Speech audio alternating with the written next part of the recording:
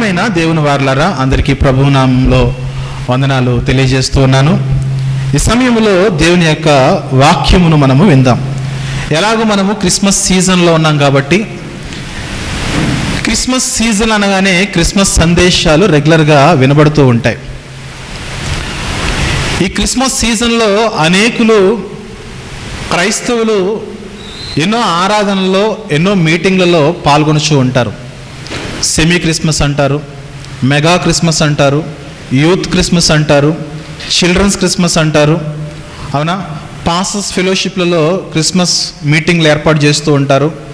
అలాగే కొన్ని యూనియన్స్ ఏవైతే ఉన్నాయో యూనియన్స్లో కూడా మరి ఆటో యూనియన్ అని కానీ అలాగే లారీ యూనియన్ అని కానీ వారిలో కూడా కొన్ని క్రిస్మస్ సెలబ్రేషన్స్ అనేవి చేస్తూ ఉండడం మనం చూస్తూ ఉంటాం. పిల్లరా, క్రిస్మస్ డిసెంబర్ 25 ఏదైతే ఉన్నదో ఆ రోజు జరిగే హడావిడి కంటే రెట్టింపు సెలబ్రేషన్స్ ఏవైతే ఉన్నావో మిగిలిన రోజుల్లో ఆల్మోస్ట్ ఆల్ ఎక్కువగా జరుగుతూ ఉంటాయి. ప్రియమైన దేవుని వారలారా, అయితే క్రిస్మస్ సెలబ్రేషన్స్ ఏవైతే ఉన్నావో ఈ సెలబ్రేషన్స్ ఈరోజు ఆర్భాటాలుగా మారిపోయాయి, ఆడంబరాలుగా మారిపోయినాయి. కానీ ముఖ్యమైన ప్రాముఖ్యమైన విషయం ఏదైతే ఉన్నదో అది మరుగున పడిపోయింది. యేసుక్రీస్తు లోకానికి ఎందుకు వచ్చాడనంటే ఏం చెప్తాను చెప్పండి? పాపులను రక్షించుటకు యేసుక్రీస్తు ఈ లోకమునకు వచ్చాడు.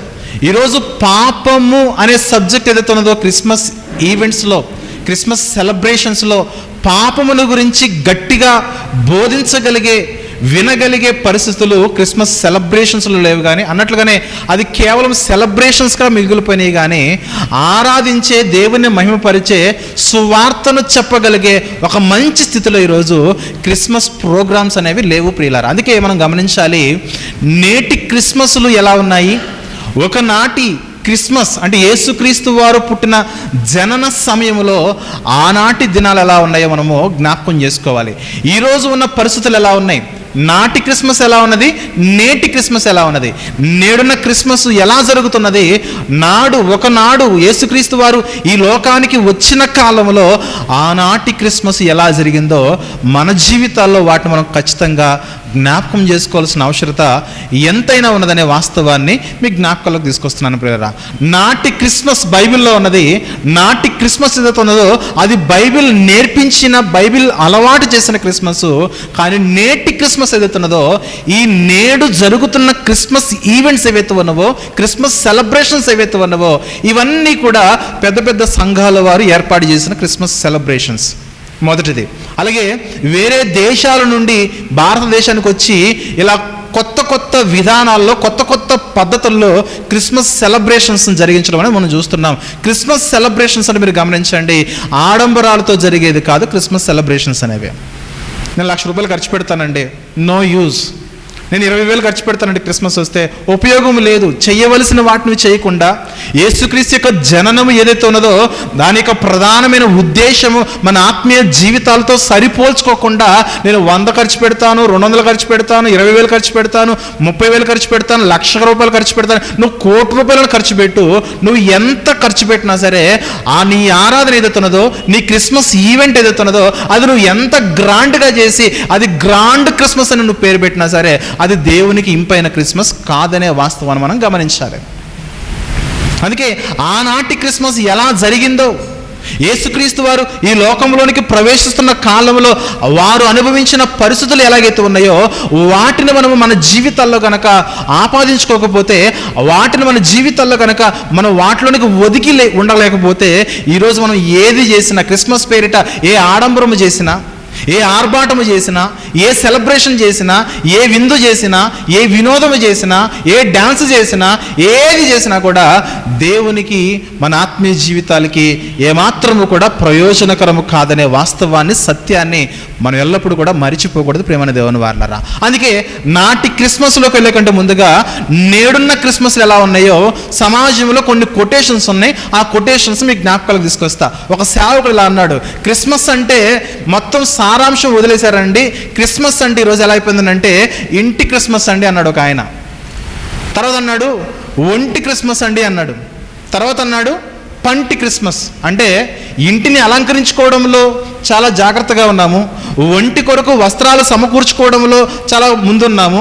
అలాగే తినుబండారాలు ఏవైతే ఉన్నావో ఇంటిల్లి పాది చుట్టాలకు అందరికీ కూడా వడ్డించడానికి, విందులు వినోదాలు చేయడానికి కూడా చక్కగా వాటికి కూడా ముందున్నారు. నేను అడుగుతున్నాను, ఇంటిని అలంకరించుకోవడం తప్పు కాదు, ఒంటికి కావలసిన వస్త్రాలు కూడా సమకూర్చుకోవడం తప్పు కాదు, మనకు కావలసిన భోజన పదార్థాలు చక్కగా ఆరగించడము కూడా తప్పు కాదు. ఎందుకంటే మన పుట్టినరోజు అయితేనే మంచిగా వండుకుంటాం, మరి యేసుక్రీస్తు పుట్టినరోజు అయితే తింటే ఆయన ఏం ఫీల్ కాడు. మనం మంచి మంచి ఆహార భోజన పదార్థాలు తింటే ఆయన ఏం బాధపడడు. కానీ ప్రాబ్లం ఏంటంటే అసలు ఏది జరగాలో అది జరగట్లేదు. దేనికి అత్యధికమైన ప్రాధాన్యతనివ్వడానికి కొరకు యేసుక్రీస్తు వారు ఈ లోకంలో పుట్టాడో దాని యొక్క ముఖ్యమైన ఉద్దేశాన్ని మర్చిపోయి మనం తిన్నా, వస్త్రాలు వేసుకున్నా, ఇంటిని అలంకరించుకున్నా ముఖ్యమైన ఉద్దేశాన్ని మర్చిపోయి మనం ఏది చేసినా సరే అది తప్పే అవుతుంది. క్రిస్మస్ అంటే మీరు గమనించండి, యేసుక్రీస్తు ఈ లోకానికి వచ్చి ఏమి నేర్పించడం, ఈ లోకంలో మన యొక్క జీవిత విధానాలను ఆయన ఏ విధంగా కోరుకోవాలని మనకు మాదిరిగా ఉండడానికి సర్వోన్నతుడైన దేవుని కుమారుడు ఈ లోకానికి వచ్చి సృష్టికర్త అయిన యేసుక్రీస్తు వారు కలిగి ఉన్నది ఏది ఆయన లేకుండా కలగలేదని మనం ఎవరి గురించి అయితే మాట్లాడుకుంటున్నామో ఆ దేవదేవుని కుమారుడు లోకానికి వచ్చినప్పుడు ఆయన పరిస్థితులు గడిపిన విధానము మన జ్ఞాపకాల్లోకి ఉండాలి. అందుకే ఆనాటి క్రిస్మస్ని మీ జ్ఞాపకాల్లోకి తీసుకొస్తాను. నేటి క్రిస్మస్లో మనం ముందుకెళ్దాం. ఈరోజు క్రిస్మస్ అనగానే మనలో ఉన్న పాపాలని కడుక్కోవాలి అనే ఆలోచనలు చాలామందికి ఉండవు. క్రిస్మస్ వస్తుంది, ఎంత ఖర్చు పెట్టాలి, డబ్బులు లేవా, అప్పు చేసైనా సరే క్రిస్మస్ మనం గ్రాండ్గా సెలబ్రేట్ చేసుకోవాలి, బంధువులు పిలుచుకోవాలి, లేదంటే చుట్టాలు పిలుచుకోవాలి, స్నేహితులు పిలుచుకోవాలి, వారికి యేసుక్రీస్తు పేరు చెప్పి గొప్ప విందును ఏర్పాటు చేయాలి. ఈ విధంగా గొప్పగా ప్లాన్ చేస్తున్నవారు చాలామంది ఉన్నారు. మనము కూడా అతిథులు మేము కాము. అసలు ఒరిజినల్ క్రిస్మస్ ఏదైతున్నదో దాన్ని మనం తెలుసుకునే ప్రయత్నం చేస్తున్నాము. ఇవెవరిని కూడా విమర్శించే ప్రయత్నాలు కాదు. సమాజంలో నేడు క్రిస్మస్ ఎలా జరుగుతుందో మీ జ్ఞాపకాలకు తీసుకొస్తున్నాను కదా. ఇంటిని అలంకరించుకుంటే ఒక ఆవిడ ఇంటికి పెయింట్ వేపిస్తుందట. ఒక ఆయన వచ్చి అడిగాడు, ఏమక్క ఏంటి ఇంటికి పెయింట్ వేపిస్తున్నావు అంటే, యేసుక్రీస్తు పుట్టాడండి అందుకే పెయింట్ వేపిస్తున్నాను అన్నది. రైట్, యేసుక్రీస్తు పుట్టినందుకు పెయింట్ వేయించుకుంటే అది మంచిదే, కానీ ముఖ్యమైన ఉద్దేశము నీ జీవితంలో ఎంతవరకు నెరవేరుతున్నది? యేసుక్రీస్తు పుట్టడంలో గల ప్రధానమైన ఉద్దేశాలు ఏవైతే ఉన్నావో అవి ఎంతవరకు మనం నెరవేర్చగలుగుతున్నాము? కంపెనీలో ఒక ఆయన పనిచేస్తూ ఉంటే కొలీగ్స్ అందరూ కూడా, తోటి పనివారందరూ కూడా వచ్చి అడిగారు, మరి ఏంటి నీ పండగ కదా మాకేం లేదా అంటే, నీకేం కావాలి అడిగినాడట. మాకు ఇంకేం కావాలి, చుక్క కావాలన్నారు, మందు కావాలన్నారు. పద పోదామని ఈరోజు ఆత్మీయులు కూడా మేము తాగము కానీ నువ్వు సెలబ్రేట్ చేసుకుందామని నువ్వు సెలబ్రేట్ చేసుకో అని మందు తాగేవాళ్ళు ఉన్నారు చాలామంది. విచిత్రం ఏంటంటే వాళ్ళకు పోపించడానికి వెళ్ళి వాళ్ళు కూడా తాగేసి డిసెంబర్ 25 రోజున తాగి సంఘాలకు వచ్చేవారు కూడా లేకపోలేదు.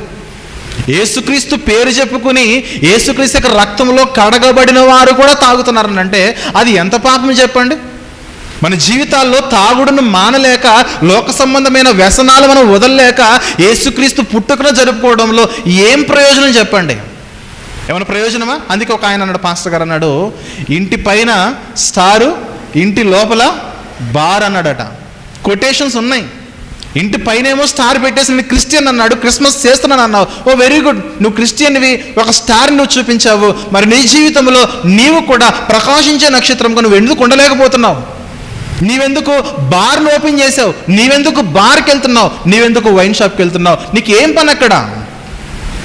గమనించగలగాలి. మన జీవితాల్లో చెయ్యాల్సినదే పాపమును గురించిన ఆలోచన అత్యధికముగా ఉండాలి. ఈరోజు పాపమును గురించిన చింత చాలామందికి లేదు.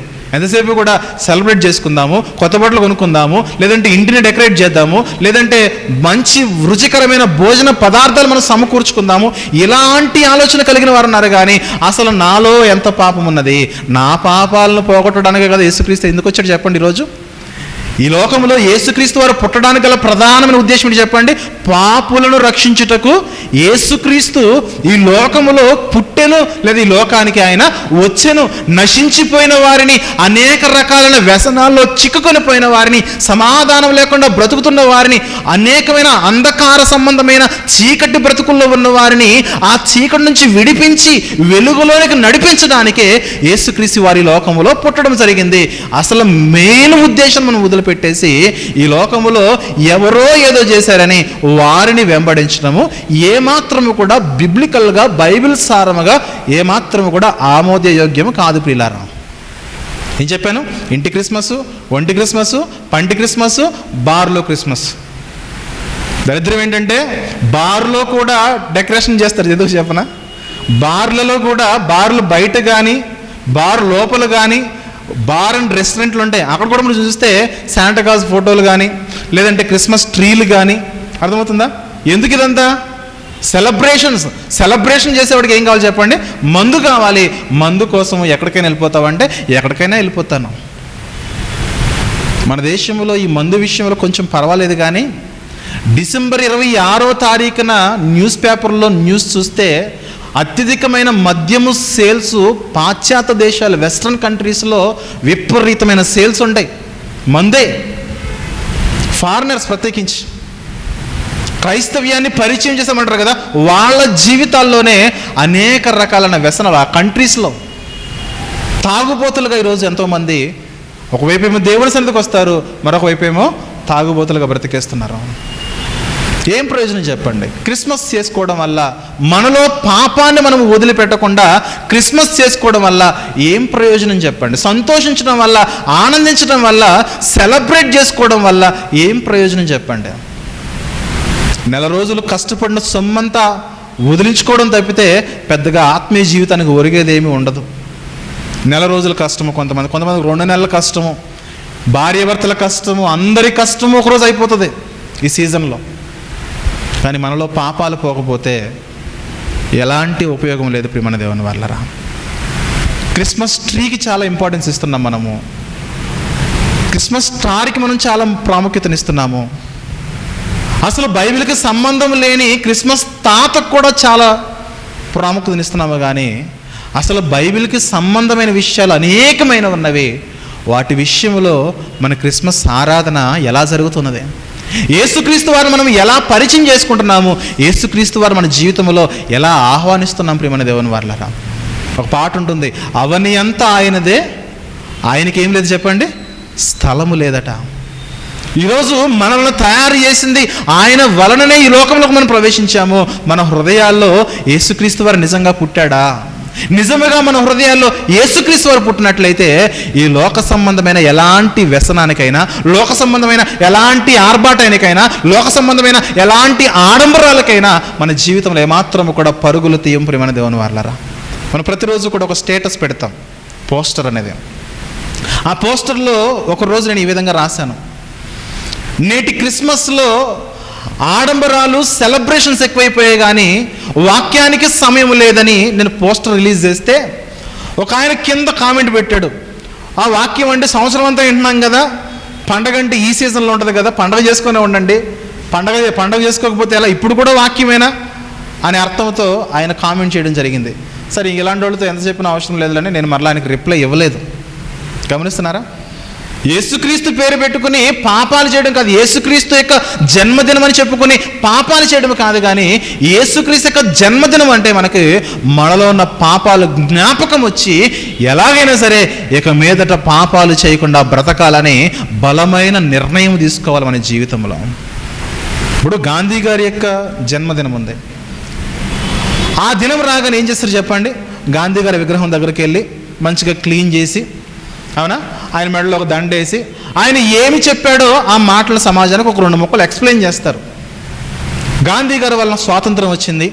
స్వాతంత్ర సమర యోధుల్లో గాంధీ గారు ఒక ముఖ్యమైన మరి పాత్రను వారు పోషించారు. శాంతి అంటూ, అహింస అంటూ ఒక చక్కటి మార్గాన్ని ఆయన మరి ఎన్నుకొని అలాంటి మార్గము ద్వారానే దేశానికి స్వాతంత్రాన్ని తెచ్చిపెట్టాడని గాంధీ గారి గురించి మనం మాట్లాడుకుంటూ ఉంటాం. అవునా? అవును. మరి యేసుక్రీస్తు జన్మదినం రాగానే మనకి ఎందుకు మరి వాక్యం మీద అంత?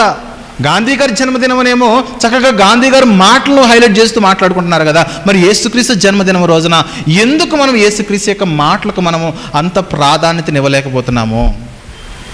సమస్య అంతా ఎక్కడ వచ్చేస్తుందనంటే, ఇలాంటి మీటింగులకి, క్రిస్మస్ ఈవెంట్లకు రావడమే లేటుగా వస్తారు, వెళ్ళడం మాత్రము తొందరగా వెళ్ళిపోవాలి. పాటలు పాడేవాళ్ళకి పాటలు ఇవ్వాలి, పాటలు పాడేవాళ్ళకి పాటలు ఇవ్వకపోతే చాలా ఫీల్ అయిపోతారు. రీసెంట్గా ఒక మీటింగ్కి వెళ్తే అక్కడ జరిగిన అనుభవాలు మీతో చెబుతున్నాను. స్టార్ట్ చేయడమే లేట్గా స్టార్ట్ చేశారు, 7:30 తర్వాత స్టార్ట్ చేశారు. విచిత్రం ఏంటంటే చాలామంది వచ్చారు, వచ్చిన వాళ్ళందరూ సువార్త గాయకులే. పాపం నడిపించడానికి చాలా కష్టమైపోయింది.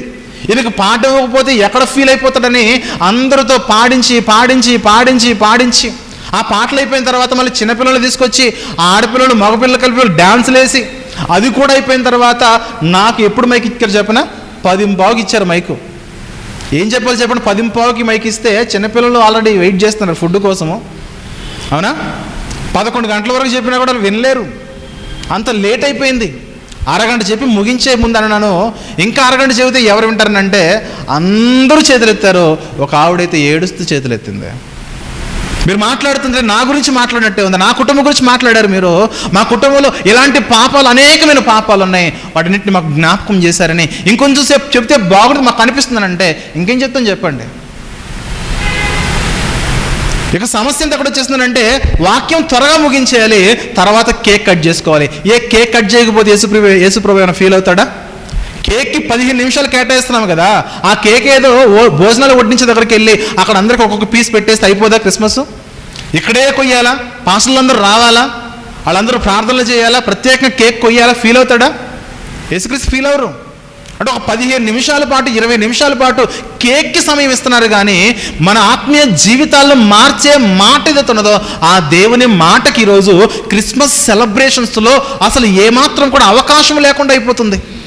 కొన్ని క్రిస్మస్ ఈవెంట్లలో రాజకీయ ప్రముఖులు వస్తారు, కార్పొరేటర్లని, ఎమ్మెల్యేలని, ఎంపీలని, మంత్రులని, ఇలా రకరకాలుగా వారు మాట్లాడడానికి కూడా సమయం ఉంటుంది, కానీ ఒక దేవుని సేవకుడు బలంగా వాక్యం చెప్పడానికి సమయం ఉండదు. చూడండి, నేటి క్రిస్మస్లు ఆల్మోస్ట్ అన్ని ప్రాంతాల్లో ఇలాగే ఉన్నాయి ప్రియులారా. ఇలాంటి క్రిస్మస్ ఈవెంట్స్ వల్ల ఎలాంటి ప్రయోజనము లేదు. నువ్వు ఎంత ఖర్చు పెట్టి, ఎంత భారీ సెట్టింగ్ వేసి, భారీ స్టేజ్ వేసి, 1000 మంది 100 మంది వచ్చినా సరే, నువ్వు చేస్తున్నది దాని పేరు గ్రాండ్ క్రిస్మస్ అయినా సరే, దేవుని వాక్యానికి, ఆ వాక్యం బలమైన వాక్యము లేకపోయినా, పొడవబడే వాక్యము లేకపోయినా, నొప్పించే వాక్యము లేకపోయినా, మనం చేస్తున్న ఖర్చు అంతా కూడా వృధా అనే వాస్తవాన్ని మనం గమనించాలి. ఈనాటి క్రిస్మస్లు ఇలాగే జరుగుతున్నాయి, పైపైన ఎంతసేపు ఆయన పొగడము, ఈయన పొగడము, ఆయన పొగడము. ఈ మీటింగ్ జరగడానికి వాళ్ళు డబ్బులు ఇచ్చారు, వీళ్ళు డబ్బులు ఇచ్చారు, ఎంతసేపు డబ్బులు ఇచ్చిన వాళ్ళు పొగటమే, కానీ అసలు దేవుని మాట ఏమైపోతుంది? దేవుని మాట అసలు యేసుక్రీస్తు లోకానికి ఎందుకు వచ్చాడు అని రావడము గల ప్రధానమైన ఉద్దేశం ఏమై ఉన్నది? మళ్ళీ చెప్తున్నాను, క్రిస్మస్ ప్రోగ్రాములో కేవలం క్రైస్తవులు మాత్రమే కాదు, కానీ ఒక 10%, 20%, 30% అన్ని జనులు ఉంటారు. ఆ రోజు వాక్యం చెప్పాల్సింది క్రిస్టియన్స్ కాదు, కానీ అత్యధికంగా ఉన్న క్రిస్టియన్స్ కాదు, కానీ ఎవరైతే తక్కువ సంఖ్యలో యేసుక్రీస్తు అంటే ఎరుగని వారున్నారో వారికి బలమైన వాక్యం వినిపించాలి. మనం 10వ తారీఖున క్రిస్మస్ చేశాం, ఇక్కడ మన సహోదరులు నిర్వహించారు. ఆ రోజు వాక్యం ఎవరో చెప్పండి? తాగుబోతులకు, తిరుగుబోతులకు, తిట్టుబోతులకు, దూషించే వారికి, గుటకాలని, కైనీలని, మందని, రకరకాల వ్యసనాలు కలిగిన వారు ఎందరో ఉన్నారు. వారికి మనము, వాళ్ళు ఎంతమంది వచ్చింటారు చెప్పండి? సంఘముగా ఉన్న క్రిస్టియన్స్ ఒక 70% ఉంటారేమో. మిగిలిన వారందరూ కూడా చుట్టాలని, బంధువులని, యేసుక్రీస్తుని నమ్ముకున్న వారే ఉన్నారు. బలమైన ఒక మంచి మార్గాన్ని మనము పరిచయం చేయగలిగాం ప్రియులారా. ఇక ఆ రోజు కూడా వాక్యం చెబుతూ ఉంటే సమయం అయిపోతుంది, ముగించమని చెప్పిన పరిస్థితులు కూడా ఉన్నాయి. గమనించగలగాలి. అవసరమైతే కేక్ తీసేయండి, కేక్ భోజనం దగ్గర పెట్టేసి అక్కడే కట్ చేసి అక్కడి నుంచి అక్కడే డిస్ట్రిబ్యూట్ చేసేయండి. కేక్ అంత ప్రాముఖ్యమైనది కాదు. కేక్ ప్రాముఖ్యమైనదా? దేవుని మాట ప్రాముఖ్యమైనది అంటే ఈరోజు చాలామందికి కేకే. ఎప్పుడు తినలేదా? తిన్నాము కదా. తప్పుగా అనుకోకండి, కొన్ని మాటలు బాధపరిచేవిగా ఉంటాయి, కానీ మన జీవితంలో అత్యధికముగా దేనికి మనం ప్రాధాన్యతనిస్తున్నాము?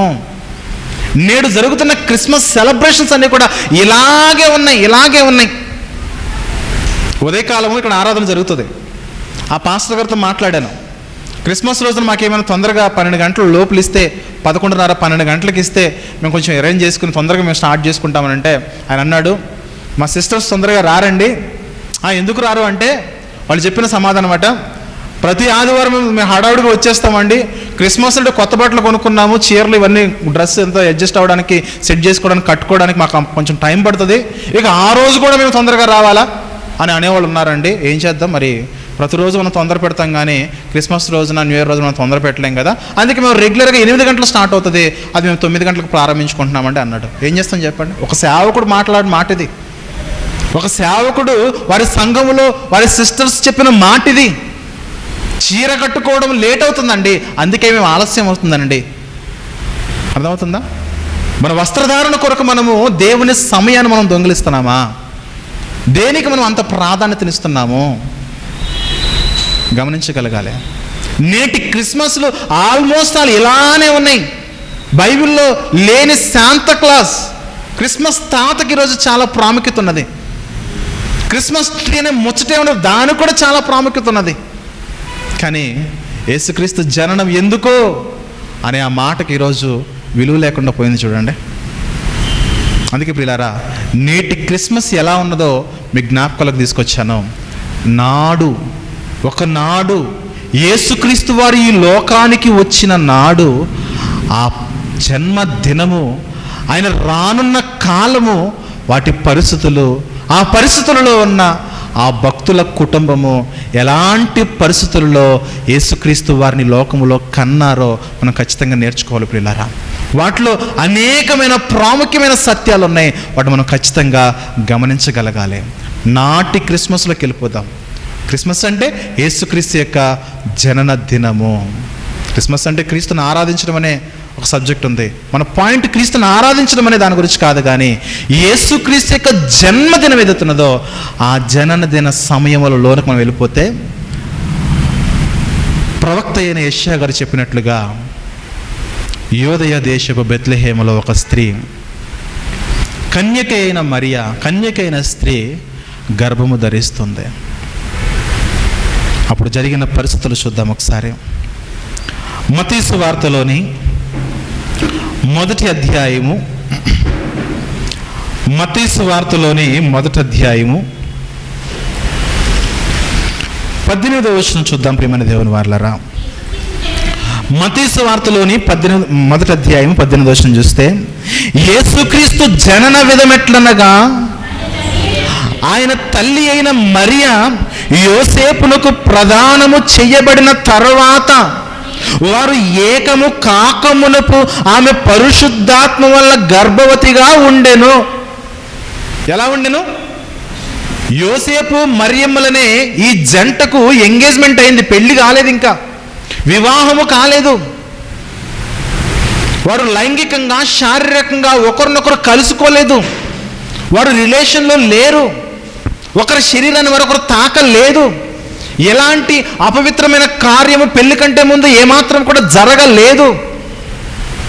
వారు ఏకము కాకమునపు మరియమ్మ గర్భవతి అయిందనే వార్త ఎన్నోసార్లు మనం విన్నాం కాబట్టి ఓకే, పరిశుద్ధాత్మ వల్ల గర్భవతి అయిందని మనకు కొంచెం ఐడియా ఉన్నది.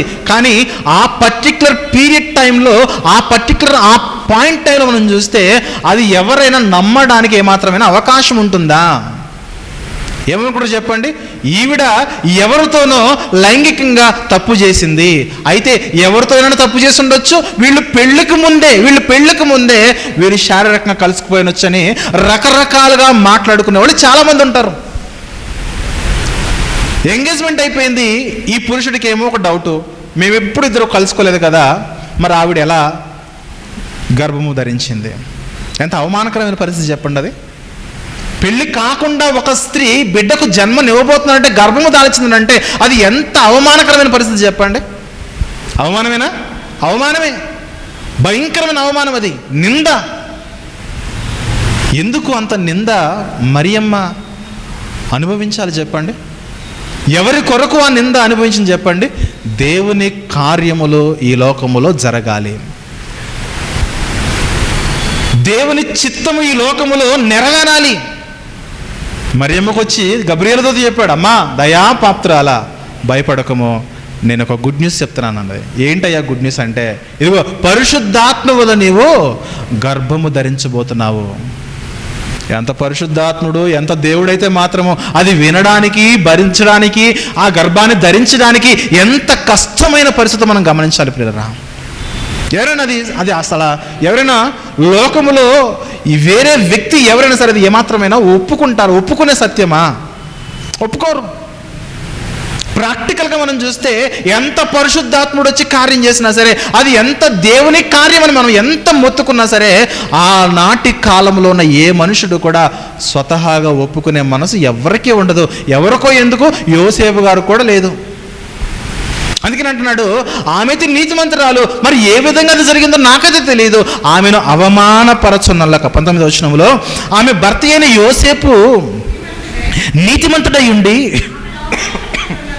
ఆమెను అవమానపరచున్నల్లక రహస్యముగా ఆమెను విడనాడ ఉద్దేశించను. వెంటనే దేవుడు వచ్చి అసలు విషయం చెప్పించకపోతే అసలు ఆ దంపతుల జీవితంలో, ఆ జంట జీవితంలో ఏం జరగదు చెప్పండి? నిజముగా యోసేపు గారు ధర్మశాస్త్రాన్ని పాటించిన వాడైతే, ఒక స్త్రీ వివాహము కాకుండా బిడ్డను జన్మనిచ్చే స్థితిలోకి వస్తే ఖచ్చితంగా ఆమె ఎవరితోనూ వ్యభిచారం చేసింది కాబట్టి రాళ్లతో కొట్టి చంపేయాలన్న నీతి ధర్మము ధర్మశాస్త్రంలో ఉన్నది. అలాంటి హక్కును కూడా ఈయన ఏమాత్రం కూడా ఉపయోగించుకోకుండా, చుట్టూ ఉన్నది ఏమిటో చెప్పండి, అరే నీతో ఎంగేజ్మెంట్ అయింది కదా, ఆవిడ అలా అంటగా ఇలా అంటగా, ఆమె నెల తప్పిందంట కదా, ఆమె గర్భవతి అయిందంట కదా, ఎన్ని రకరకాల అవమానకరమైన మాటలు మాట్లాడుతుందో చెప్పండి.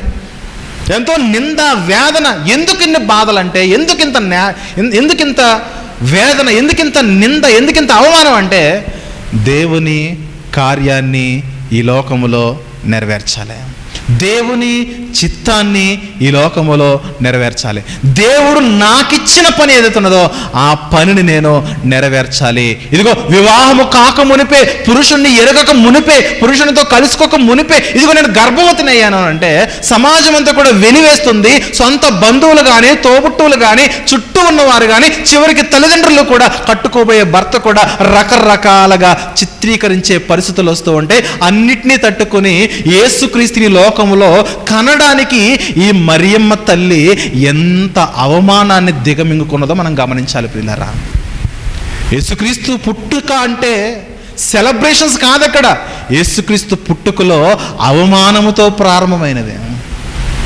ఆ అవమానం గురించి మనమేం నేర్చుకోవాలంటే, నా జీవితంలో యేసుక్రీస్తు కనుక నా హృదయంలో జన్మిస్తే, యేసుక్రీస్తు కనుక నా హృదయంలో యేసుక్రీస్తుకు నేను స్థానం ఇస్తే, ఈ క్రైస్తవ జీవితంలో ప్రవేశించడం మొదలుకొని మరణించేంత వరకు క్రీస్తు విషయమైన నింద, క్రీస్తు విషయమైన అవమానము, ఎంత అవమానం వచ్చినా సరే నేను క్రిస్టియన్ కాబట్టి నేను భరించుకుంటాననే ఆలోచన దృక్పథం మనకు రావాలి. ఎంత అవమానమైనా సరే, ఎంత నింద అయినా సరే. గమనిస్తున్నారా? మోషే ఏం చేస్తాడు చెప్పండి? ఐగుప్తు సింహాసనము కంటే క్రీస్తు విషయమైన నింద గొప్ప భాగ్యం అని ఎంచుకున్నాడు. అంటే యేసుక్రీస్తు కొరకు మేము ఏమైపోయినా పర్వాలేదు. గమనిస్తున్నారా? అంటే క్రీస్తును స్వతంత్రించుకున్న నేను, క్రీస్తును కలిగి ఉన్న నేను, నా జీవితంలో ఎంత అవమానకరమైన పరిస్థితులు నాకు ఎదురైనా సరే ఐ డోంట్ కేర్. నాకు యేసుక్రీస్తు కావాలి, తండ్రి అయిన దేవుడు కావాలి, పరిశుద్ధాత్మక సహవాసము కావాలి. వాళ్ళ సహవాసంలో నా ఆత్మీయ జీవితాన్ని ముగించాలని ఎంతో ఘోరమైన అవమానాన్ని దిగమింగుకొని యేసుక్రీస్తు వారిని ఈ లోకములో కనిన జంటను మనం గమనించాలి ప్రియులారా. ఆనాటి క్రిస్మస్లో అవమానాన్ని భరించుకున్న దంపతులు ఉన్నారు. నేటి క్రిస్మస్లో చిన్న నిందైనా, చిన్న అవమానమైనా, చిన్న బాధ అయినా తట్టుకోలేకపోతున్నాం చూడండి. అందుకే కుటుంబాల్లో సమాధానం లేకుండా బ్రతుకుతున్న కారణం ఏంటంటే, చిన్న చిన్న వాటి విషయంలో మనం ఎక్కువగా రెస్పాండ్ అయిపోతున్నాం. నాకు అవమానం కలిగిందండి, నలుగురు నన్ను నిందించారనండి, నన్ను బాధ పెట్టారనండి, నన్ను గాయపరిచారనండి, అనరాని మాటలు అన్నారనండి, నేను ఏ తప్పు మాట్లాడలేదండి, నేను ఎవరిని ఒక మాట కూడా లేదండి, అయినా నన్ను గాయపరిచారనంటే మరియమ్మ ఏ తప్పు చేసింది చెప్పండి? కన్యక ఏ తప్పు చేయలేదు, ఏ పాపము చేయలేదు. కానీ ఎంత భయంకరమైన ఘోరమైన అవమానాన్ని తన హృదయాల్లో దిగమింగుకున్నదో మనం గమనించాలి ప్రియులారా. క్రిస్మస్ ద్వారా మనం ఏం నేర్చుకోవాలంటే, యేసుక్రీస్తు లోకంలో ఎందుకు పుట్టాడో మనం నేర్చుకున్నప్పుడు ఆయన జీవితం మనకు నేర్పిస్తుంది. నీకు ఎన్ని అవమానాలు ఎదురైనా సరే, ఒకరు వచ్చి నీ ముఖం మీద ఉమ్మేసినా సరే, కొన్ని సందర్భాల్లో అంటూ ఉంటారు కదా, వాళ్ళు ఇంటికి వెళ్ళాలంటే నా ముఖం మీద డోరేసేసారండి, వేసినా సరే ఎవరిని కూడా విడిచిపెట్టుకోవద్దు, ఎవరితో కూడా స్నేహాన్ని విడిచిపెట్టుకోవద్దు, ఎవరితో కూడా బంధాన్ని విడిచిపెట్టుకోవద్దు, ఎవరితో కూడా బంధుత్వాన్ని తెంచుకోవద్దు. ఎవరితోనైనా సరే, అది ఏ బంధమైనా సరే, ఎదుటి వారిని ఎన్ని రకాలుగా దూషించినా, అవమానపరిచినా, నిందించినా నీవు మాత్రము క్రీస్తును కలిగిన వారవైతే, నీవు మాత్రం క్రీస్తును కలిగిన వాడవైతే, నీవు మాత్రం క్రీస్తును కలిగి ఉన్న వారవైతే ఖచ్చితంగా ఎంత అవమానాన్ని నేను భరించుకోవాలి. గమనిస్తున్నారా? చాలామంది అంటుంటారు, నాకున్న బాధలను బట్టి కొన్ని సందర్భాల్లో తప్పిపోతున్నానండి, పడిపోతున్నానండి, వదిలేసిన అలవాట్లను మరలా కొనసాగిస్తున్నానంటే, ఇలానే కొనసాగితే నరకం అనేది ఒకటి ఉన్నది. ఆ బాధ చాలా ఎక్కువగా ఉంటుంది. ఉన్న బాధలు పోవడానికి తాగామనుకోండి, చచ్చిపోయిన తర్వాత ఏ బాధ స్టార్ట్ అవుతుంది చెప్పండి? అసలు బాధ స్టార్ట్ అవుతుంది. నిరంతరం ఉండే బాధ స్టార్ట్ అవుతుంది. ఈ లోకంలో ఉన్న బాధలు కొద్ది కాలమే. మన స్నేహితుల వల్ల కానీ, కుటుంబం వల్ల కానీ, బంధువుల వల్ల కానీ, ఏ పరిస్థితిని బట్టి, ఏ అవమానకరమైన పరిస్థితినైనా కొద్ది కాలమే ఉంటుంది.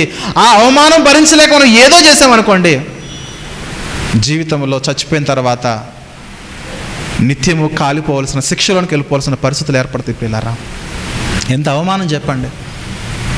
ఎవరైనా ఊహించుకోగలరా?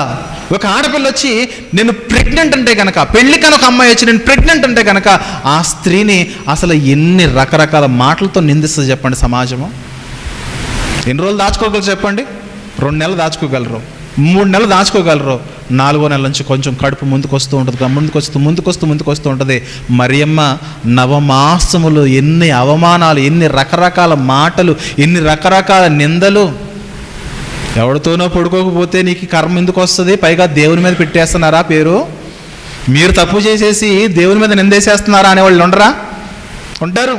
నీతిమంతులుగా భావించేవారు, అవునా, నీతిమంతులుగా భావించేవారు, దేవుని కొంచెం కలిగి ఉన్నవారు ఏమంటారు చెప్పండి? నువ్వు తప్పు చేసేసి దేవుని మీద నిందేసేస్తున్నావా? పైగా పరిశుద్ధాత్మ వల్ల ఈ కార్యం జరిగిద్దా? అసలు ఎప్పుడైనా జరిగిందా? ఎప్పుడు జరగలేదు కదా. అలా కాదండి, యెషయా ప్రవక్త చెప్పాడు, చెప్పాడులే, నువ్వు అంత ఉత్తమరాలువేంటి, నీ గర్భంలో దేవుని కుమారుడు రావడానికి. ఎన్ని రకాలుగా నిందిస్తారు చెప్పండి. నాటి క్రిస్మస్లో ఏముంది చెప్పండి? నాటి యేసుక్రీస్తు యొక్క జన్మదినంలో ఏముంది చెప్పండి? అవమానాలు భరించుకున్న క్యారెక్టర్లు ఉన్నాయి ప్రియులారా. నిందలను భరించుకున్న క్యారెక్టర్లు వారివే. మనం క్రిస్మస్ పేరు చెప్పి అనేక రకాలుగా మనం సెలబ్రేట్ చేసుకుంటున్నాము కదా. మన జీవితంలో అవమానం ఎదురైతే, నింద ఎదురైతే మనం ఎంత తట్టుకోగలుగుతున్నామో ఉన్నదా? తట్టుకునే అవతలి వారు ఎంత పెద్ద నింద వేసినా సరే నీలో యథార్థత ఉంటే దాన్ని ఓర్చుకోగలిగే సామర్థ్యం నీకున్నదా? ఉండాలి ప్రియులారా. ఇక రెండో పాయింట్ చెప్తాను. ఎప్పుడైతే ఆ స్త్రీ మరియమ్మ గర్భము ధరించిందో, 4 మాటలంటూ ఉంటే హ్యాపీగా ఉండగలరా?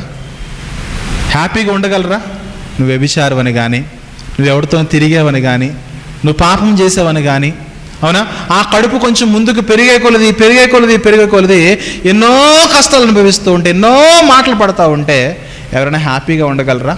ఉండలేరు. తప్పు చేసిన వారిని ఒక మాట అంటే బడబడా నీళ్ళు వచ్చేస్తూ ఉంటాయి. మరి ఆ స్త్రీని 4 అనేకులు నకముఖాలు, అనేక రకాలైన మాటలు అంటూ ఉంటే వాళ్ళు ఎంతగా కన్నీరు కార్చుంటారో మీరు గమనించాలి. యేసుక్రీస్తును మోయడం కొరకు, యేసుక్రీస్తును కనడం కొరకు, యేసుక్రీస్తును పెంచడం కొరకు నిజమైన క్రిస్మస్లో యేసుక్రీస్తు యొక్క జన్మదినము పాల్గొనిన ఈ జంటను చూడండి, ఎంతగా వేదన పడి కన్నీరు కార్చుంటారో. ఈరోజు క్రిస్మస్ అనగానే సంతోషాలు ఉన్నాయి, క్రిస్మస్ అనగానే ఆనందాలు ఉన్నాయి, క్రిస్మస్ అనగానే సెలబ్రేషన్స్ ఉన్నాయి. కానీ ఒకనాటి క్రిస్మస్ చూడండి, ఒకనాటి క్రిస్మస్లో అవమానాలతో కృంగిపోయి కన్నీరు కార్చిన జీవితాలవి. నీతి కొరకు మీరు హింసింపబడితే ధన్యులు అన్నాడు. నిజముగా నీతిమంతుని యొక్క రాక కొరకు హింసించబడ్డారు, దూషించబడ్డారు, ఎంతగానో గాయపరచబడ్డారు, మనసంతా వేదన చెందింది, కలత చెందింది, మానసికంగా కృంగిపోయారు. కృంగిపోతే ఖచ్చితంగా వారి జీవితంలో కన్నీరు రాదంటారా? వస్తుంది. ఉన్నమాట అంటేనే ఓర్చుకునేవాళ్ళు లేరు ఈరోజు కుటుంబాల్లో. వాళ్ళు చెయ్యని పాపాన్ని చెయ్యని నేరాన్ని వాళ్ళ మీద పదే పదే నువ్వు అలాంటిదన్నమాట ఇలాంటిదన్నమాట 10 సార్లు నేస్తే వాళ్ళకి కన్నీరు రాదా? వచ్చేస్తుంది. మన జీవితంలో కూడా ఎప్పుడో ఒక దొంగతనం చేసి ఉంటాం. ఆ దొంగతనాన్ని ఈరోజు కూడా అలాగే వీడు దొంగ అంటే దుఃఖం వస్తుందా? వస్తుంది. అయ్యో నేను మారానండి, ప్రభువులో రక్షణ పొందానండి, అయినా నన్ను దొంగ అంటున్నారు ఏంటండి అని కన్నీరు రాదా? వస్తుంది. తప్పు చేసినా నువ్వు దొంగ అంటే నీకు కన్నీరు వస్తే, తప్పు చేయకపోయినా వాళ్ళు ఎలాంటి పాపము చేయకపోయినా వాళ్ళని వ్యభిచారం అనే ఒక నింద మోపితే వాళ్ళకి కన్నీరు రాదంటారా? ఒకనాటి క్రిస్మస్లో ఉన్న భక్తులను చూడండి, వాళ్ళ జీవితాల్లో ఈరోజు జరుగుతున్నంత హ్యాపీ మూమెంట్స్ అయితే లేవు. వాళ్ళకున్న ఒకే ఒక ఆనందం, తర్వాత చెప్తాను, పాపముల నుంచి విడిపింపబడ్డాము. ఈ లోకము చీకటి అంధకార శక్తులతో నిండిపోయి ఉన్నది. ఈ లోకంలో కల్మషం ఎక్కువైపోయింది, కుళ్ళు ఎక్కువైపోయింది, కుతంత్రాలు ఎక్కువైపోయి పాపము పేట్రేగిపోతుంది.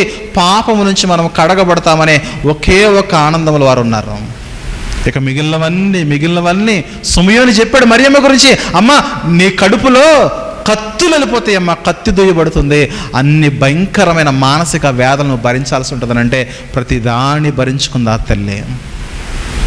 మరి మన కుటుంబాలు ఈరోజు క్రిస్మస్ అంటే హ్యాపీ క్రిస్మస్ అసలు హ్యాపీ క్రిస్మస్ అనే పదమే లేదు చూడండి బైబిల్లో. ఎన్ని బాధలు పడ్డారు, ఎన్ని నిందలు పడ్డారు, ఎన్ని అవమానాలు పడ్డారు, ఎంత కన్నీరు కార్చారు. తీరా నెలలు నిండిపోయాయి. నజరేతులో ఉన్నవారు జనసంఖ్యలో రాయబడ్డానికి బెత్లెహేముకి వచ్చారు. బెత్లెహేముకి వచ్చిన తర్వాత ఆ స్త్రీకి డెలివరీ అయిపోయింది. నేను అడుగుతున్నాను, ఈరోజు డెలివరీ చేయాలంటే కార్పొరేట్ హాస్పిటల్కి వెళ్తారు, ప్రైవేట్ హాస్పిటల్కి వెళ్తారు, డాక్టర్ ఉంటుంది, నర్సులు ఉంటారు, స్టాఫ్ ఉంటారు, అందరూ ఉంటారు. అందరి సమక్షంలో అందరూ ఉన్నారు కదా, నొప్పులు ఏమైనా తగ్గుతాయా? అందరూ ఉన్నారు కదా, నొప్పులు ఏమైనా తగ్గుతాయా? ఎంతమంది ఉన్నా స్త్రీ యొక్క ప్రసవ వేదన అది ఏమాత్రం కూడా తగ్గదు. కొన్ని గవర్నమెంట్లో ఏమైనా చూపించుకున్నారా? వీళ్ళు లేరు. ప్రైవేట్ గైనకాలజిస్ట్ లేదు, గవర్నమెంట్ డాక్టర్లు లేరు, చివరికి నర్సులు కూడా లేరు, అనుభవం కలిగిన పెద్దలు లేరు వారి దగ్గర, అనుభవం కలిగిన మంత్రసానులు, పురుడు పోయగలిగిన మంత్రసానులు లేరు, ఎవరూ లేరు. నిండు చోళాలుగా ఉన్న, నిండు గర్భిణిగా ఉన్న ఆ స్త్రీ ఎవరి సహాయంతో గర్భమును డెలివరీ ప్రసవము జరిగిందో మీరు గమనించాలి పిల్లరా. వేదన కాదా? అది కష్టము కాదా? ఆ చిన్న బాలుని ఎత్తుకుని, శిశువుని ఎత్తుకుని ఆ గ్రామం అంతా తిరిగితే స్థలము లేదు, సత్రంలోకి వెళ్తే స్థలము లేదు, ప్రతి ఇంటిని కొట్టారు, స్థలము లేదు. గమనించగలగాలి ఎంత కష్టమో. యేసుక్రీస్తును కనినప్పుడు ఆ స్త్రీ పడిన వేదన, ఆ యొక్క యోసేపుకు అనుభవించిన వేదన ఎంత కఠినమైన పరిస్థితుల్లో. ఈరోజు డెలివరీ అనేది లేబర్ రూమ్లో చేస్తారు, ఆపరేషన్ థియేటర్లో. ఆపరేషన్ థియేటర్ నుంచి బయటకు రావాలంటే డెలివరీ అంటే నడుచుకుంటూ వచ్చేస్తారా? రారు. ఎందుకంటే శరీరం అంతా కూడా హోణమైపోతుంది, బలహీనమైపోతుంది, అడుగు తీసి అడుగు వేయలేరు. ఆ మత్తు వల్ల వారికి అసలు ఏం జరుగుతుందో వారికి తెలియదు. అలాంటి పరిస్థితులలో ఆ స్త్రీ ఆ శిశువుని ఎత్తుకుని ఎన్ని కష్టాలు అనుభవించారో మనం గమనించాలి పిల్లరా. సత్రంలోకి వెళ్ళారు, సత్రంలో కూడా ప్లేస్ ఇవ్వలేదు, ఎవరు కూడా ఇంతంత జాలి లేకుండా ప్రవర్తించారు చూడండి. బెత్లెహేములో ప్రతి డోరు కొడితే అందరూ మోసేశారు. ఒక ఆయన తెరిచి అన్నాడు, నా ఇంట్లో అయితే నీకు స్థలం ఇవ్వలేను కానీ నాకు పశువుల పాకున్నది, పడుకుంటే ఈ రాత్రి అక్కడ పడుకోండి అన్నారు. చివరికి తీసుకెళ్ళి ఎక్కడ పడుకోబెట్టి చెప్పండి? పశువుల పాకలో పడుకోబెట్టేశారు. పశువులు కుడు తాగే ఆ తొట్టిలో పొరుండు పెట్టే పరిస్థితులు మనం చూస్తున్నాం ప్రియులారా. ప్రాక్టికల్గా ఆలోచించండి ఒకసారి. అందరూ అనుకున్నారు దేవుని కుమారుడైతే రాజు కుటుంబంలో పుడతాడు, ఎందుకంటే రాజు కుటుంబంలో పుడతాడని రాజుగా ఎక్స్పెక్ట్ చేశారు. కానీ యూదుల రాజుగా అంటే యూదుల రాజు కుటుంబంలో పుడతారనుకుంటే, రాజభవనంలో పుడతారనుకుంటే నో, అత్యంత కఠినమైన పరిస్థితులలో ఆయన యొక్క జననం జరిగింది. చూడండి మీరు బైబిల్లో ఈ సందర్భాలన్నీ చూడండి, ఎక్కడైనా వారి జీవితంలో ఇంతంత హ్యాపీ మూమెంట్స్ ఉన్నాయా? ఉన్నాయండి?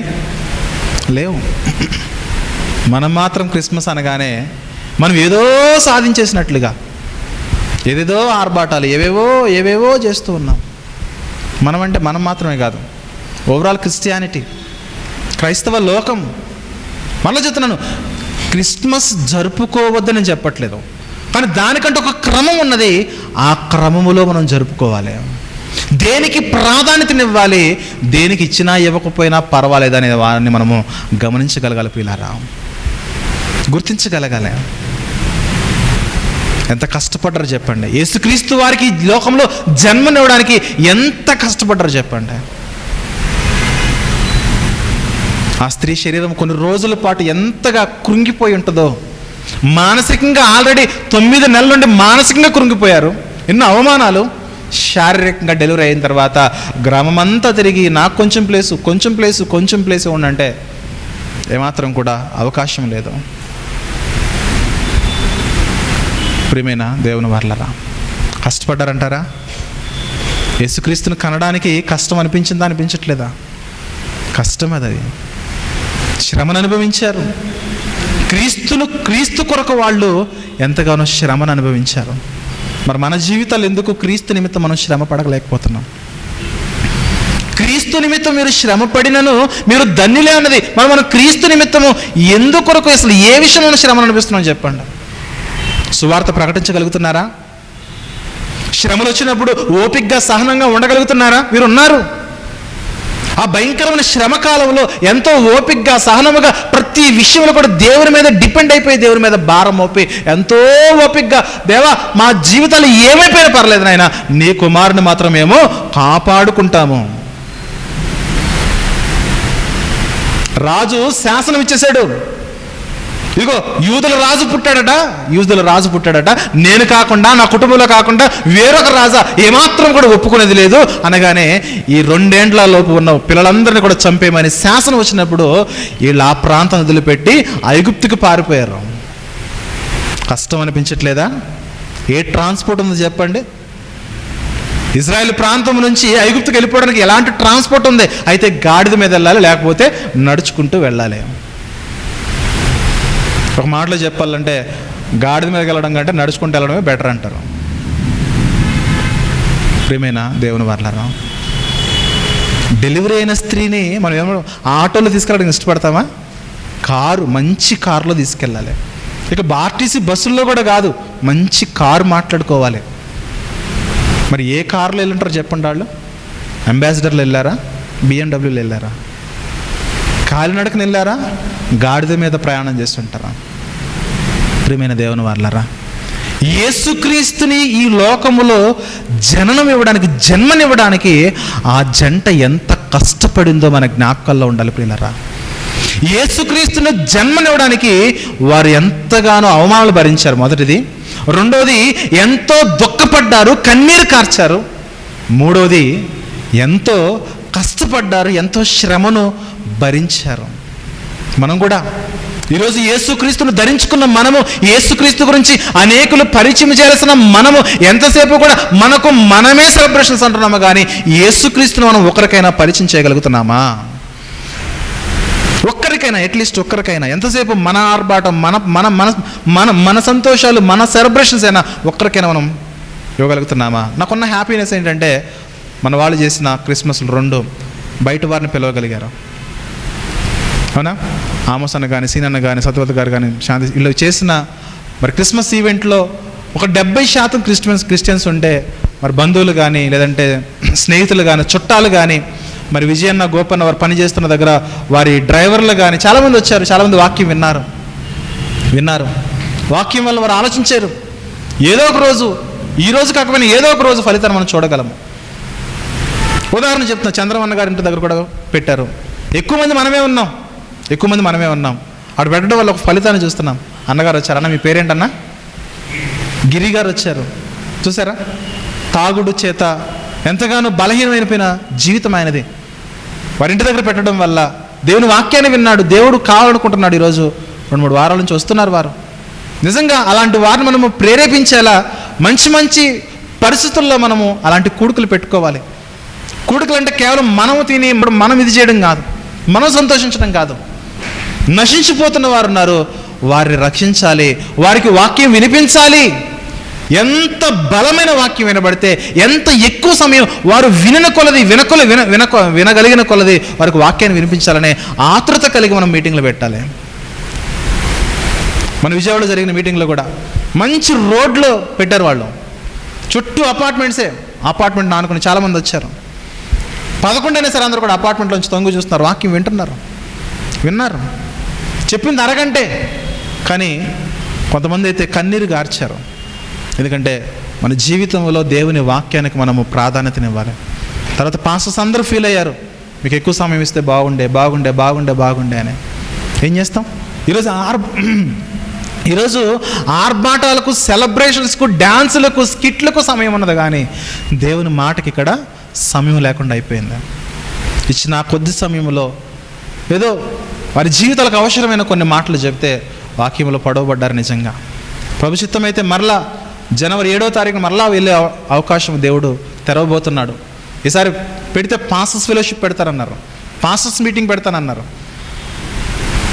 గమనించగలగాలి, దేవుని వాక్యాన్ని మనం బలముగా, గంభీరముగా, ఖచ్చితంగా అవతల వాళ్ళలో ఉన్న పాపాన్ని మనం గుర్తించి ఆ పాపాన్ని గట్టిగా మాట్లాడితే కనుక ఆ పాపాన్ని ఖచ్చితంగా వదిలేయాలి.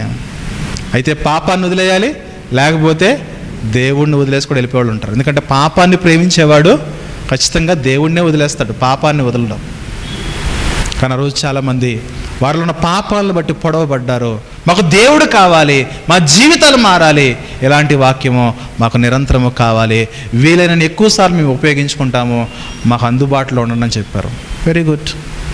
క్రిస్మస్ కూడికలు అనేవి ఇలాంటి వాటికి జరగాలే కానీ సన్మానాలని, సత్కార్యాలని ఇలాంటి వాటి కొరకు కాదు పిల్లరా.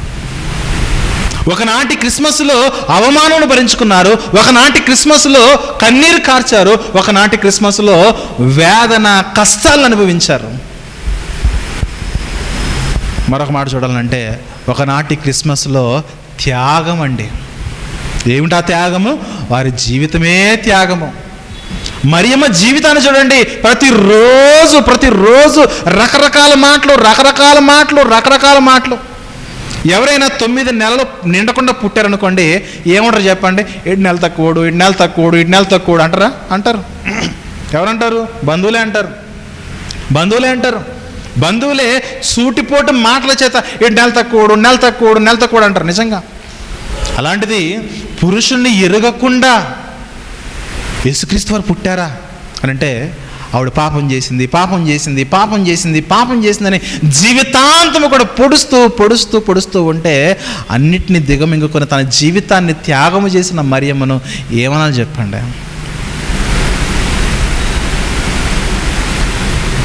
నేను కూడక మునిపే, నేను ఆమెతో సాంగత్యం చేయక మునిపే ఆమె గర్భవతి అని తెలుసుకుని ఆమెను విడిచిపెట్టకుండా ప్రభు యొక్క మాటకు విధేయత కలిగి ఆమెను దగ్గరకు చేర్చుకున్న యోసేపు గారి జీవితం ఏమనాలి చెప్పండి? త్యాగపూరితము కాదా అది? క్రిస్మస్లో త్యాగాలు ఉన్నాయి. ఒకనాటి క్రిస్మస్లో త్యాగపూరితమైన ఆలోచనలు ఉన్నాయి. గొర్రెలు కాస్తున్న వారి దగ్గరికి దేవతతో చెప్పింది, అయ్యా దావీదు పట్టణమందు నేడు మీ కొరకు రక్షకుడు పుట్టి ఉన్నాడు, ఆయన ప్రభు అయిన యేసుక్రీస్తు అనగానే ఆ అర్ధరాత్రి వేళ వారు మందను విడిచిపెట్టి లేదా మందను తోలుకుంటూ ఎంత కష్టపడుతూ వారు యేసుక్రీస్తు ఉన్న స్థలానికి వెళ్ళిపోయి ఆయన దగ్గరికి వెళ్ళి దూతలు చెప్పిన మాటలు విన్నట్లుగా ఆ కార్యాన్ని చూశారు. వారి జీవితాల త్యాగం లేదా? త్వరపడుచు వెళ్ళారట. ఎందుకు? ప్రభువును చూడడానికి. ఆ తొందర మనకుందా? వెళ్దాంలే, ఎప్పుడు వెళ్తే ఏమవుతుంది? నీకోసం నీ సేవకుడు ఆగుతాడేమో కానీ దేవుడు ఆగడం. Not this point. నీకోసము నీ బంధువులు ఆగుతారేమో, నీ సేవకుడు ఆగుతాడేమో, నీ ఆత్మీయులు ఆగుతాడేమో కానీ దేవుడు ఆగడు. జాగ్రత్త. ఒకానొక రోజు వస్తుంది, నువ్వు ఇలాగే నిర్లక్ష్యంగా ఉంటే నీ జీవితంలో లోకంలో దేనినో త్యాగం చేయకుండా దేవుణ్ణే వదిలేస్తే కనుక, లోకంలో వేటినో కోరుకుని నువ్వు దేవుణ్ణి వదిలేస్తే కనుక ఖచ్చితంగా ఏదో ఒక రోజు దేవుని యొక్క శిక్షకు మనం గురవాల్సి వస్తుంది.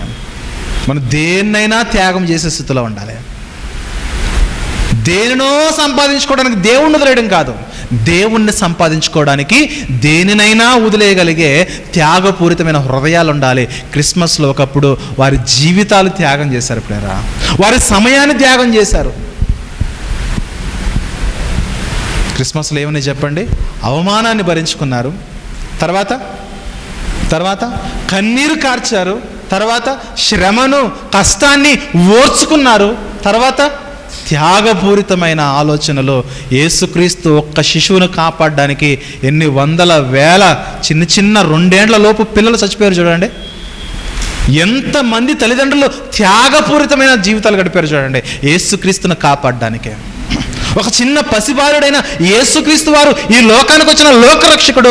ఆయన కొరకు మా బిడ్డలు పోయినా పర్లేదని ఎంతోమంది తల్లులు, ఎంతోమంది తండ్రులు తమ కడుపు కోతలను భరించుకోలేదా? అవి త్యాగాలుగా మనకు అనిపించడం లేదా? మనం ఏం త్యాగం చేసాం చెప్పండి యేసుక్రీస్తు కొరకు? సరిగ్గా మాట్లాడితే దేవుని సన్నిధికి సమయాన్ని కూడా మనం ఇవ్వలేం. ఒక సువార్త చెప్పాలంటే సువార్త కూడా మనం రాలేం. సువార్త కొరకు ఒక 100 రూపాయలు ఖర్చు అవుతుందంటే ఆ 100 రూపాయలు ఇవ్వడానికి కూడా మనం వెనకాడతాం. క్రిస్మస్ పేరుతో వేలకు వేలు ఖర్చు పెట్టేవారులారా మీరు గమనించండి. సువార్త కొరకు 100 రూపాయలను ఖర్చు పెట్టగలుగుతున్నామా? గమనించగలగాలి. ఒకరిని దేవుళ్ళకి నడిపించడానికి మనం ఎంత ఖర్చు పెడుతున్నాం, ఎంత కష్టపడుతున్నాం, ఎన్ని త్యాగాలతో మనం ముందుకెళ్తున్నాం. క్రిస్మస్ అంటే సెలబ్రేషన్స్ కాదు నాయన. క్రిస్మస్ అంటే త్యాగాలు, క్రిస్మస్ అంటే కష్టాలు, క్రిస్మస్ అంటే శ్రమలు, క్రిస్మస్ అంటే అవమానాలు, కన్నీరు, అన్నిటిని దిగమింగుకొని బ్రతికారు ఆ రోజు. ఇక 5వ పాయింట్ చెబుతా. క్రిస్మస్ అంటే సువార్త. యేసుక్రీస్తు లోకానికి వచ్చినప్పుడు దూతలు చెప్పాయి, ప్రజలందరికీ కలగబోవు మహా సంతోషకరమైన సువార్త, దావీదు పట్టణమందు నేడు మీ కొరకు రక్షకుడు పుట్టినాడనే సువర్తమానం ఏదైతే ఉన్నదో ఆ సువర్తమానము గొర్రెల కాపురలు వినగానే పరుగు పరుగున చెంగున వారు మందను తీసుకెళ్లారో తెలియదు, మందను ఒక దగ్గర కట్టేశారో తెలియదు. వారు మాత్రము త్వరపడుచు వెళ్ళిపోయి యేసుక్రీస్తు పుట్టాడనే వార్త అనేకులకు వారు ప్రచురము చేశారు. లూకాసు వార్త 2వ అధ్యాయము, లూకాసు వార్తలోని 2వ అధ్యాయము 17వ వచనం చూద్దాం ప్రియమైన దేవుని వారలారా. 16వ వచనము కూడా ఇదిగో త్వరగా వెళ్ళి దూత చెప్పిన మాటలు ఏవైతే ఉన్నావో వాటిని విని ఆలకించి త్వరగా వెళ్ళి మరియను యోసేపును తొట్టిలో పండుకొని ఉన్న శిశువును చూచిరి. వారు చూచి ఈ శిశువుని గురించి దేవదూతలు తమతో చెప్పబడిన మాటలు ప్రచురము చేసిరి. క్రిస్మస్ అంటే సువార్త ఉన్నది. నేను అడుగుతున్నాను, ఈ క్రిస్మస్ సీజన్లో మీరు ఎంతమందికి సువార్తను ప్రకటించారు? ఎంతమందికి సువార్తను ప్రకటించగలిగారు? నన్ను అడిగితే ఆమోస్ అన్న కుటుంబం సువార్త ప్రకటించింది. నన్ను అడిగితే చంద్రం అన్న కుటుంబం సువార్త ప్రకటించింది. నన్ను అడిగితే శాంతి సిస్టర్ గారి కుటుంబం సువార్త ప్రకటించింది. నన్ను అడిగితే మరి సత్యవతి గారి కుటుంబం సువార్త ప్రకటించింది. మరి మిగిలిన కుటుంబాలు సువార్తను ప్రకటించగలిగాయా?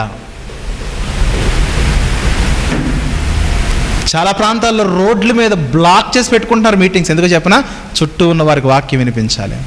చుట్టూ ఉన్నవారికి యేసుక్రీస్తు ఈ లోకానికి ఎందుకు వచ్చాడు, ఎందుకు పుట్టాడో ఆ మర్మాన్ని తెలియజేయడానికి వారి ఇళ్ల ముందే లేదంటే ఇంటి లోపల వారి స్నేహితులను, బంధువులను పిలిచి వారికి సువార్తను వినిపిస్తున్నారు. మనము ఎంతమందికి సువార్తను వినిపించాము? ఎన్నో ప్రాంతాల్లో మీటింగ్స్ జరుగుతున్నాయి, రోడ్ల మీద మీటింగ్స్ జరుగుతున్నాయి. కారణం ఏంటంటే దారిపోయే వారికి సువార్త ప్రకటించాలి, కరపత్రిక ఇవ్వాలి. మీరు గమనించండి, సంఘము సువార్తలో పాల్గొనాలని నేను పడుతున్న ప్రయాస మీకు ఈపాటికి అర్థం అవ్వాలి. ప్రతి శుక్రవారము తీసుకెళ్తున్నాను. ఎక్కడ సువార్త కార్యాలు ఉన్నా మీరు కూడా పాల్గొనండి అని మిమ్మల్ని నేను ప్రోత్సహిస్తున్నాను. అవసరమైతే ఆ రోజు పనినైనా ఆపుకుని సువార్తలో మనం పాలిభాగస్తులు కావాలి. అవసరమైతే 4 రూపాయలు ఖర్చు పెట్టాల్సిన పరిస్థితులు వస్తే ఆ రోజు మనము కష్టపడాలి, ఖర్చు పెట్టాలి. మరలాడుతున్నాను, ఏ ఖర్చు అయినా ఏ కష్టమైనా ఈ సేవకుని కొరకు కాదు, మీ ఆత్మీయ జీవితాల కొరకే. డబ్బులు ఏ రోజు కూడా నా గురించి నేను అడగను. ఈ పరిచర్య ముందుకు వెళ్ళడానికి అడుగుతాను, లేకపోతే సువార్త కొరకు అడుగుతాను. ఈ పరిచర్యలో అవసరతలు ఏవైతే ఉన్నాయో అవసరాలు తీరట కొరకే అడుగుతాను. పౌలు అడిగాడు, భక్తులు అడిగారు. ప్రియమైన దేవుని వారలారా, త్యాగాలు. సువార్త ప్రకటింపబడాలంటే ఊరికే అయిపోతుంది. డబ్బు లేకపోతే ఏది చేయలేము. ఇక్కడ నోటితో ఒక మాట చెబుతాం, అది కొద్ది కాలమే గుర్తుంటుంది. కానీ ఒక కరపత్రిక వాళ్ళ ఇంట్లోకి వెళ్తే ఎన్నో రోజుల పాటు చదివే అవకాశం ఉంటుంది. 2-3 సార్లు చదవచ్చు, వినొచ్చు. ఒకనాటి క్రిస్మస్లో ఏముంది చెప్పండి? సువార్త ప్రకటన ఉన్నది. వారు ప్రచురము చేసిరి. తర్వాత 19వ వచనం చూస్తే 20వ వచనంలో అంతటా గొర్రెల కాపరులు తమతో చెప్పబడినట్లుగా తాము విన్న వాటిని కన్న వాటినన్నిటిని గూర్చి దేవుణ్ణి మహిమపరచుచు స్తోత్రము చేయుచు తిరిగి వెళ్ళిరి. ఇక్కడ 2 విషయాలు ఉన్నాయి. వారు ఏదైతే విన్నారో, ఏదైతే చూశారో వాటిని అనేకులకు వారు ప్రచురము చేస్తూ అదే సమయంలో దేవాస్తోత్రము మా పాపాలను తీసివేయడానికి నీ కుమారుడైన యేసుక్రీస్తు వారిని ఈ లోకంలో జన్మింపజేసావని దేవుణ్ణి మహిమపరుస్తూ దేవుణ్ణి ఘనపరుస్తూ దేవుణ్ణి ఆరాధిస్తూ దేవుణ్ణి కీర్తిస్తూ వెళ్ళిపోయారు. అది క్రిస్మస్ అంటే. ఈరోజు క్రిస్మస్ తాత లేకుండా క్రిస్మస్ లేదు, క్రిస్మస్ కేక్ లేకుండా క్రిస్మస్ లేదు, క్రిస్మస్ ట్రీ లేకుండా క్రిస్మస్ జరగట్లేదు, రాజకీయ నాయకులు లేకుండా క్రిస్మస్ లేదు, అంగులు ఆర్భాటాలు పెద్ద పెద్ద భారీ స్టేజ్లు లైటింగ్లు ఈ పొగలు మెరుపులు ఉరుములు లేకుండా డీజిల్ లైట్లు సౌండ్లు లేకుండా క్రిస్మస్ జరగట్లేదు. కానీ ఒకప్పుడు ఏ క్రిస్మస్లో ఏం జరిగిందంటే ప్రచురణ జరిగింది. దేవుణ్ణి మహిమపరిచారు. నేను అడుగుతున్నాను, నువ్వు కోసే కేక్ వల్ల దేవునికి ఏ సంబంధం లేదు, నీ క్రిస్మస్ ట్రీ వల్ల దేవునికి ఎలాంటి సంబంధం లేదు, క్రిస్మస్ తాత వల్ల ఎలాంటి దేవునికి సంబంధం లేదు, ఎలాంటి సంబంధం లేదు. మనకు మనం వినోదము అని చెప్పుకుంటున్నాం కదా, మన వినోదాలకి దేవుని మహిమకు ఎలాంటి సంబంధం లేదు. దేవునికి సంబంధమైనది ఒకటే, మనము సువార్తను ప్రకటించాలి, సువార్త వల్ల జీవించాలి. అంత మాత్రమే కాదు కానీ ప్రారంభము నుంచి చివరి వరకు దేవుణ్ణే మహిమపరచాలి. మన మధ్యలో ఉన్న సండే స్కూల్ పిల్లలు వచ్చి డ్యాన్స్ ద్వారా దేవుని మహిమపరుస్తారని పిలిచారు. నేను అడుగుతున్నాను, డ్యాన్స్ వేస్తే దేవుడు సంతోషిస్తాడా? సినిమాలో స్టెప్లు దేవుని పాటకు జత కట్టేసి నువ్వు డ్యాన్సులు వేసేస్తే, ఆ చిన్న చిన్న బిడ్డలు డ్యాన్సులు వేసేస్తే, యవనస్తులు డ్యాన్సులు వేసేస్తే, ఆడపిల్లలు డ్యాన్సులు వేసేస్తే, వాళ్ళ అవయవాలు ప్రదర్శింపబడుతూ ఉంటే, వారి శరీరాలు ప్రదర్శింపబడుతూ ఉంటే అది దేవునికి మహిమ. ఇలాంటి మాటలు చెబితే పరిస్థితులు మారిపోతాయి. గమనించగలగాలి. యూట్యూబ్లో మనం చూస్తే ఆడపిల్లలు మగపిల్లలు కలిసి డ్యాన్సులు వేస్తున్నారనండి. తర్వాత నడిపించే ఆయన వచ్చి అంటాడు, చక్కగా మరి నాట్యముతో దేవుని మహిమపరిచిన మరి బిడ్డలందరికీ వందనాలు, దేవునికి స్తోత్రం అట అని అడుగుతున్నాను. ఏమి స్తోత్రం చెప్పండి? దేవునికి ఏం మహిమ వస్తుంది చెప్పండి? నువ్వు వేస్తున్న డ్యాన్స్ వల్ల ఎవరికి మహిమ చెప్పండి? మీరు బాగా వేశారనుకోండి, అరే భలే వేశారా అని వీళ్ళు అంటారేమో కానీ దేవుడు అనరు. మీరు బాగా డ్యాన్స్ వేసినందుకు కింద వాళ్ళందరూ చప్పట్లు కొట్టచ్చు కానీ దేవుడు చప్పట్లు కొట్టడు. చెంప మీద కొడతాడు. ఆయన పరిశుద్ధమైన సన్నిధిలో అపవిత్రమైన కార్యాలు చేస్తే ఆయన సైలెంట్గా ఉండడానికి మనలాంటి వాడు కాడు. ఆయన పాపమును ఏమాత్రము కూడా భరించేవాడు కాడు, సహించేవాడు కాడు, ఓర్చుకునేవాడు కాడు. దేవుని సన్నిధికి వచ్చి ఆ సినిమా స్టెప్పులు వేసేస్తే ఏం ప్రయోజనం చెప్పండి పిల్లరా? ఒకనాటి క్రిస్మస్లో ఏముంది చెప్పండి? అవమానాలు ఉన్నాయి. ఒకనాటి క్రిస్మస్లో కన్నీరు ఉన్నది. కనపడ్డాయండి? నేను చెప్పుకుంటూ వెళ్ళిపోతాను, మీకు కూడా కనబడుతున్నాయా? ఫ్లాష్ బ్యాక్లోకి వెళ్ళిపోతే కనబడాలి మనకు. దుఃఖం ఉన్నది, వేదన, బాధ ఉన్నది. ఇంకా చెప్పుకుంటూ వెళ్ళిపోతే ఎన్నో త్యాగాలు ఉన్నాయి. వారి జీవితాలు త్యాగమైపోయాయి. అనేక మంది పసిబిడ్డలు చచ్చిపోయారు. ఇంకా చెప్పుకుంటూ వెళ్ళిపోతే క్రిస్మస్లో సువార్త ప్రకటన జరిగింది. క్రిస్మస్లో దేవునికి మహిమ, ప్రారంభ ప్రార్థన, పాటలు, సాక్ష్యాలు, ఏదైనా సరే ప్రతిదీ కూడా దేవునికి మహిమకరంగా ప్రతిదీ కూడా దేవునికి మహిమకరంగానే జరిగింది. కానీ ఒక్క కార్యము కూడా బైబిల్లో మీరు చూడండి, దేవునికి ఆయాసకరమైన అసహ్యమైన కార్యాలు ఒక్కటి కూడా జరగలేదు పిల్లరా. క్రిస్మస్ మనం ఎలా చేయాలనంటే, ఇదిగో నశించిపోతున్న వారు అనేక మంది ఉన్నారు, వెదికి రక్షించడానికి యేసుక్రీస్తు వచ్చాడు. యేసుక్రీస్తుని గురించి అనేకులకు పరిచయం చేయాలి. అది క్రిస్మస్. వచ్చిన వాళ్ళకి భోజనాలు పెట్టాలా, మంచిగా చూసుకోవాలి, పెట్టుకోవాలి. అది క్రిస్మస్. అంతేగాని ఆర్భాటాలు కాదక్కడ, ఆడంబరాలు కాదక్కడ. మన గొప్పతనాన్ని ప్రదర్శించడానికి, అరే ఏం పెట్టాడురా, ఇన్ని రకాలు పెట్టాడా, అసలు ఇలాంటి క్రిస్మస్ ఎక్కడా జరగలేదు, ఆటి కొరకు కాదు. అబ్బా ఎలాంటి మాటలు వినిపించారంటే, మాలో ఉన్న పాపాలు మాకు జ్ఞాపకం చేశారు. ఈ పాపాలతో ఇలాగే చచ్చిపోతే మా కుటుంబాలు పాడైపోతాయి, మా జీవితాలు పాడైపోతాయి, మా ఆత్మ చచ్చిపోతుందని వారిలో ఆవేశం కలిగిన ఉద్దేశాలు రావాలి. అలాంటి మాటలు మనం వినిపించగలగాలి ప్రియులారా. అందుకే వచ్చే సంవత్సరానికి మనం ప్లాన్ చేసుకుందాం. ప్రతి ఇంటి ముందు క్రిస్మస్ కూడుకులు జరగాలి. ప్రతి ఇంటి ముందు కూడా క్రిస్మస్ కూడుకులు జరగాలి. ఒక్కరికి వాక్యం వినిపించినా చాలండి క్రిస్మస్లో. ఒక్క ఆత్మ రక్షింపబడినా చాలు క్రిస్మస్లో. ఒక్క ఆత్మ రక్షణ పొంది దేవుని సన్నిధిలో నిలబడితే చాలు, పరలోకమందున దేవుడు ఆనందిస్తాడు. యేసుక్రీస్తు పుట్టినప్పుడు పరలోకములో దేవుడు దేవదూతలు సంతోషించారంట. ఎందుకంటే ఆయనకి ఇష్టమైన మనుషులకు భూమి మీద సమాధానము కలగబోతుంది. క్రిస్మస్ అంటే సమాధానం. క్రిస్మస్ అంటే అనేకులను సమాధానపరిచేదే. దీని కంటిన్యూషను ప్రభుచిత్తమైతే ఈ నెక్స్ట్ వర్షన్ సమాధానం అనే పాయింట్లో నెక్స్ట్ ఎపిసోడ్లో నెక్స్ట్ మెసేజ్లో నేను మాట్లాడతాను. గమనించండి, ఎంత అవమానం. ఇక మీదట క్రీస్తును మన హృదయంలో మనం ఆశ్రమిస్తే గనక, మన హృదయంలోనికి క్రీస్తును ఆహ్వానిస్తే గనక, ఇక మీదట ఎవరి వలన కానీ ఎన్ని అవమానాలు ఎదురైనా సరే కృంగిపోవద్దు. క్రీస్తు మనలో ఉన్నాడు కాబట్టి ఏమాత్రము కూడా కృంగిపోకుండా ప్రతి అవమానాన్ని మనం స్ఫూర్తిగా తీసుకుని, మరియమ్మ యోసేపుల స్ఫూర్తిగా తీసుకుని యేసుక్రీస్తును మనం అనేకులకు పరిచయం చేయాలి.